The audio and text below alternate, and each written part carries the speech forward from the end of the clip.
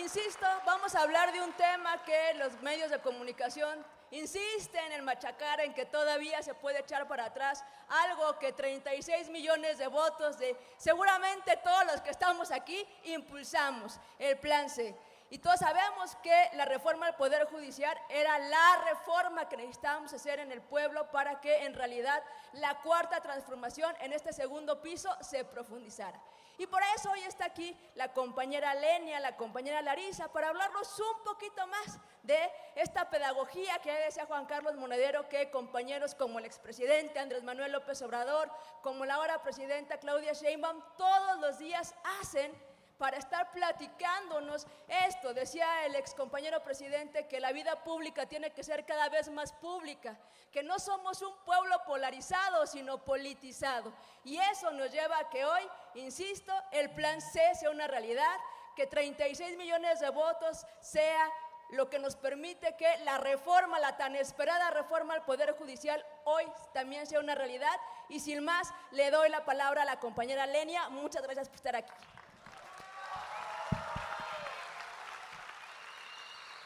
Muy buenas tardes, amigas, amigos. Muchas gracias por tener el espacio. Sí, démosle un fuerte aplauso. Y en segundo lugar, pues hay que hablar de la reforma judicial. Ha sido un tema latente en los últimos meses, fundamental durante todo el proceso electoral, pero fundamental también pues para los próximos avances de la democracia en nuestro país.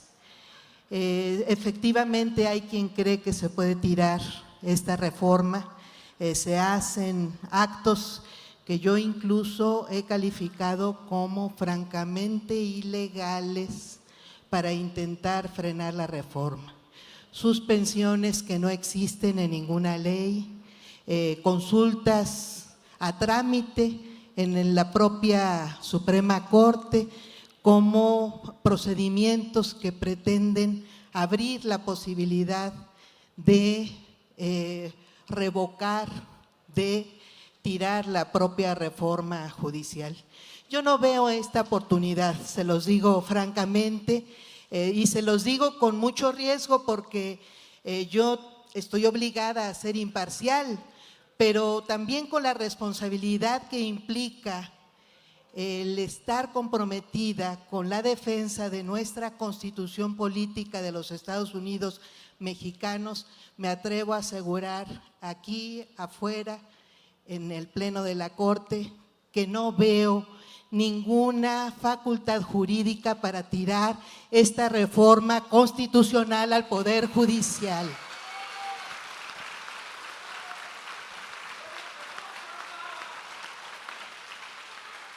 ¿Por qué es importante la reforma? ¿Por qué se le ha atacado tanto a esta reforma? Si es una reforma muy pequeña, es una reforma que toca nada más cuatro temas que se refieren todos a la democratización del Poder Judicial. ¿Por qué se le teme tanto a esta reforma? ¿Por qué ocupa tanto tiempo en los medios? ¿Por qué tenemos personas dedicadas a intentar sabotear que se hable siquiera de la reforma? Pues tiene que ver con que efectivamente el Poder Judicial se convirtió en un reducto, no de análisis jurídico, ni siquiera de una corriente jurídica o constitucional que tuviera una interpretación de la ley. Se convirtió en un reducto absolutamente político en el que se refugió una posición política en nuestro país. Y es ese reducto el que no quieren perder algunos que están en medios de comunicación o que tienen enormes privilegios en el propio Poder Judicial de la Federación. Es importante esta reforma y es democratizadora porque busca controlar a través del escrutinio público el actuar de jueces, magistrados y ministros. Y no es ningún control arbitrario, Más bien lo que busca es que respondan al contenido de la ley y que respeten el límite constitucional en su actuación, porque eso se perdió en los últimos años.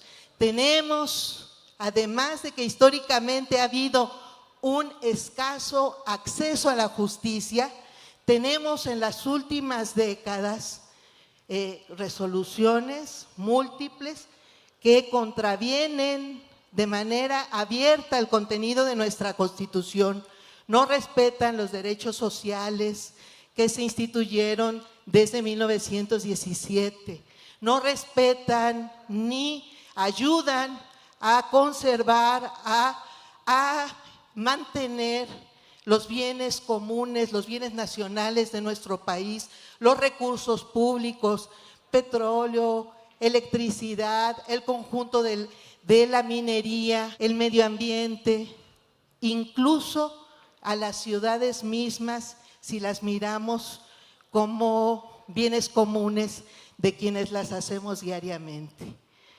No respetan eso, pero peor aún, han ido avanzando en los últimos años ya hacia niveles peligrosos de falta de respeto a los otros poderes. Permanentemente se extralimitan en sus funciones y tenemos ya temas graves de prácticamente suplantación de poderes. El Poder Judicial resulta que está nombrando magistrados del Tribunal Federal de Justicia Administrativa, cuando es una función del presidente o la presidenta y del Senado de la República, y tenemos más de 50 jueces magistrados del Tribunal de Justicia Administrativa nombrados mediante resoluciones de jueces de amparo, jueces que nombran jueces, háganme ustedes el favor. Y tenemos otra suplantación que es muy grave, que es la del Poder Legislativo. Permanentemente se están invalidando leyes de manera indebida.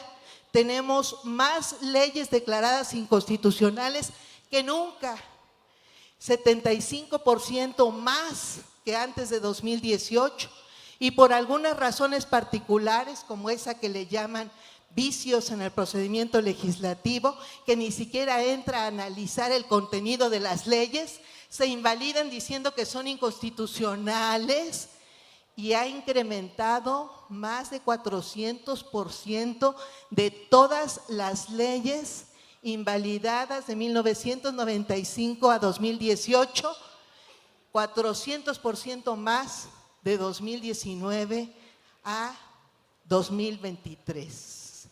Esto puede parecer muy lejano a nuestros intereses como ciudadanos, pero entre esas leyes hay muchas leyes que defienden derechos sociales, que ampliaron en buena parte incluso, por ejemplo, derechos de comunidades indígenas, que buscaban que se ejercieran directamente recursos por las propias comunidades y fueron declaradas inconstitucionales.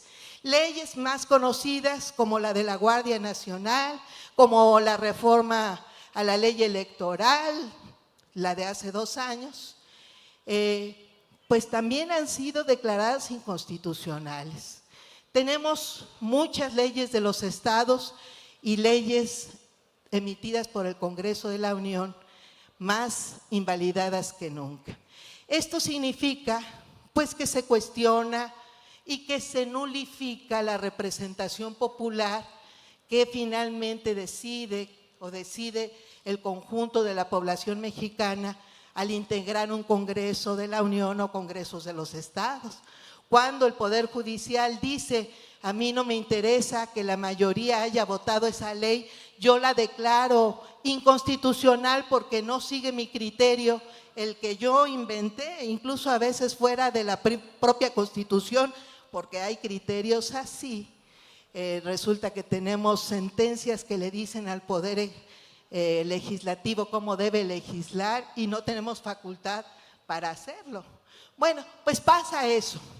Y menciono estos abusos porque esos se suman a los que se conocen a los que se denunciaron durante muchas semanas por el presidente Andrés Manuel López Obrador, que tenía que ver con personajes del crimen organizado liberados, que tenía que ver con sabadazos, que tenía que ver con personajes de la política que recibieron tratos preferenciales, como Emilio Lozoya, que está en su casa en lugar de estar en la cárcel, como Rosario Robles, que fue rápidamente liberada, que tiene que ver con hechos de impunidad, con jueces que ni siquiera quieren analizar los casos, no dictan autos de vinculación a proceso.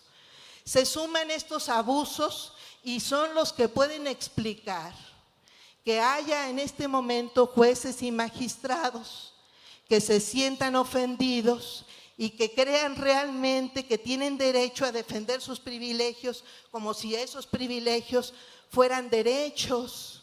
Es más, le llaman derechos adquiridos.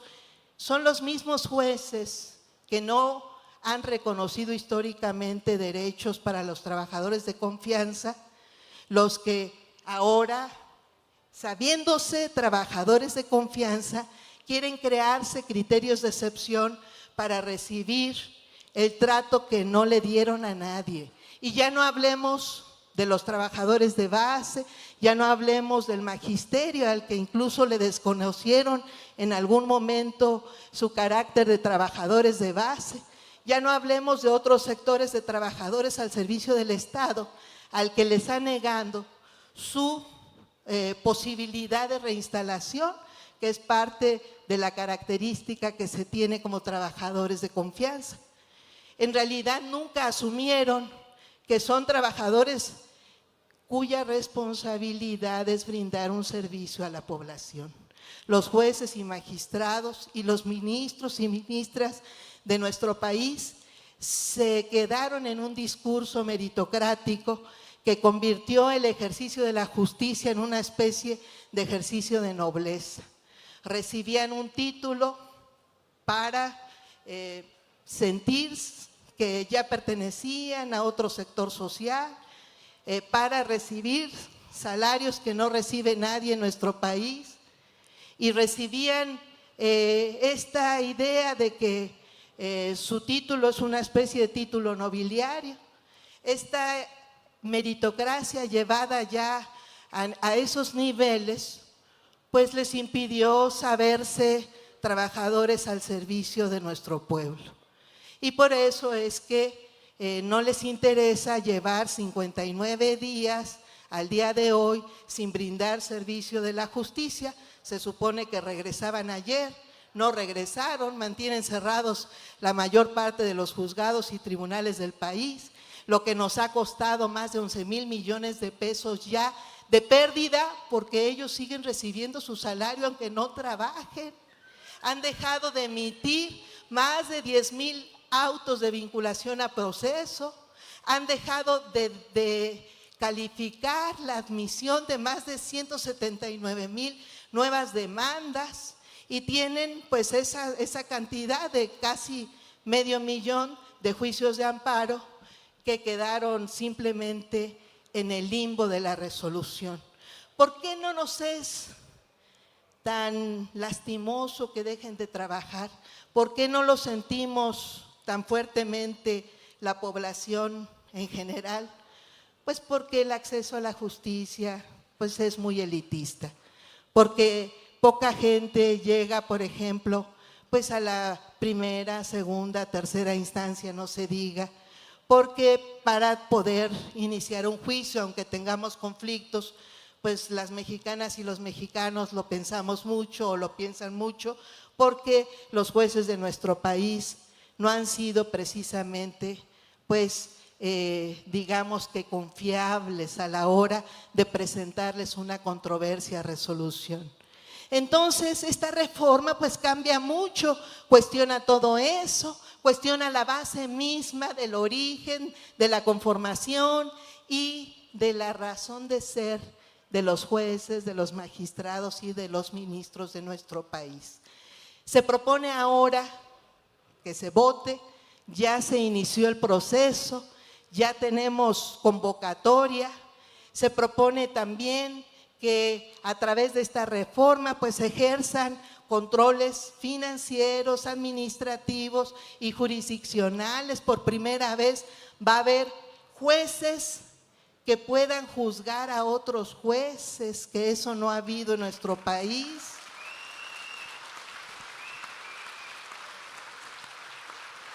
Se propone separar la administración de la Corte de la administración de los juzgados y de los tribunales. Se propone también que pueda nuevamente, porque eso ya estaba en la ley, pero resulta que una jurisprudencia decidió que la Auditoría Superior de la Federación no ejerciera su facultad de auditar al Poder Judicial, a la propia administración del Consejo de la Judicatura, porque resulta que el Consejo de la Judicatura se audita a sí misma, y parte de lo que va a ayudar esta reforma pues es a separar la parte administrativa de la parte de sanción a los jueces, de la parte también del nombramiento, que ahora lo va a hacer muy próximamente el propio voto popular, directamente las y los ciudadanos.